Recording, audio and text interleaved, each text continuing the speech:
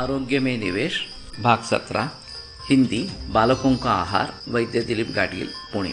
तो मैं बता रहा था कि बालकों में विशेषता क्या देना है, क्या नहीं देना है, कितनी मात्रा में देना है, यह सब सोचना बहुत जरूरी इस प्रकार का है।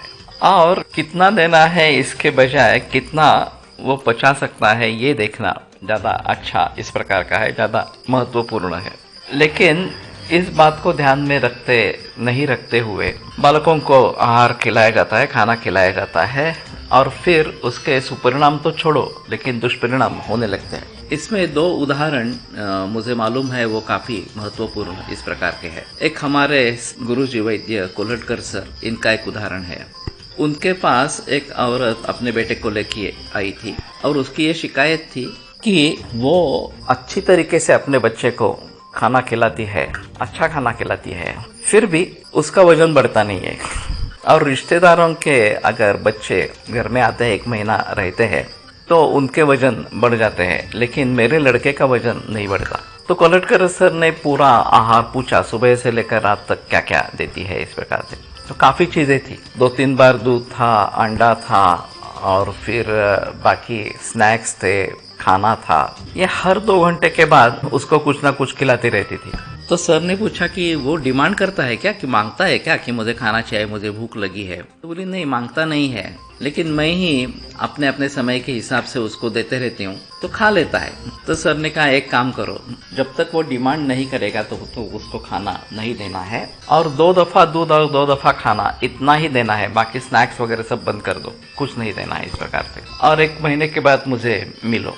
दवाई तो कुछ दी नहीं, वो चली गई और 1 महीने के बाद जब वापस आई तो हंसते हंसते वापस आ गई और उसने कहा कि मुझे तो शुरू में ऐसा लगा था कि मैं गलती कर रही हूँ और मेरे लिए काफ़ी मुश्किल काम था क्योंकि खाना नहीं देना है, लेकिन खाना कम करने के बावजूद उसका वजन 1 महीने में 2 किलो बढ़ गया।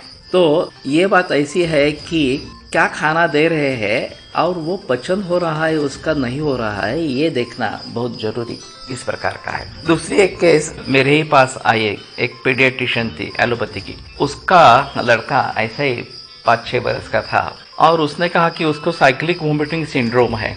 तो मैंने ये शब्द ही पहली बार सुना। तो मैंने पूछा कि क्या होता है इसमें। तो बोली वैसे कुछ नहीं है, 2-3 महीने तक अच्छा रहता है, कुछ प्रॉब्लम नहीं है और फिर उल्टी होना शुरू होता है। हम एडमिट करते हैं, एंटीएमेटिक ड्रग्स देते हैं, सलाइन चढ़ाते हैं, कुछ भी करने के बावजूद भी उसकी उल्टियाँ चालू ही रहती है, कफ निकलता रहता है, बलगम निकलता रहता है और फिर 1-2 दिन के बाद यह अपने आप शांत हो जाता है, उल्टी बंद हो जाती है और फिर वो नॉर्मल खाना खाने लगता है। और ये दोहराता रहता है, हर 2-3 महीने के बाद इस प्रकार से उल्टी का माहौल शुरू हो जाता है। तो मैंने देखा तो बहुत सारी कफकारक चीज़ें खा रहा था, दही था, आइसक्रीम था, ये बाकी चॉकलेट्स वगैरह इस प्रकार की बातें थी। तो गुरु स्निग्ध शीत इस प्रकार का अन्न सेवन कर रहा था, उससे कफ बढ़ रहा था और फिर वो एक सीमा तक पहुंच जाता और फिर ये उल्टियाँ शुरू हो जाती और जब तक कफ पूरी तरीके से निकल नहीं जाता तब तक रुकती नहीं।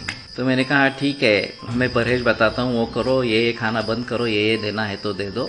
और वो ठीक हो गया, उसकी उल्टी बंद हो गई, साइक्लिक सिंड्रोम जो था वो चला गया। तो कहने का तात्पर्य ये है कि इसको भली भांति देखना है।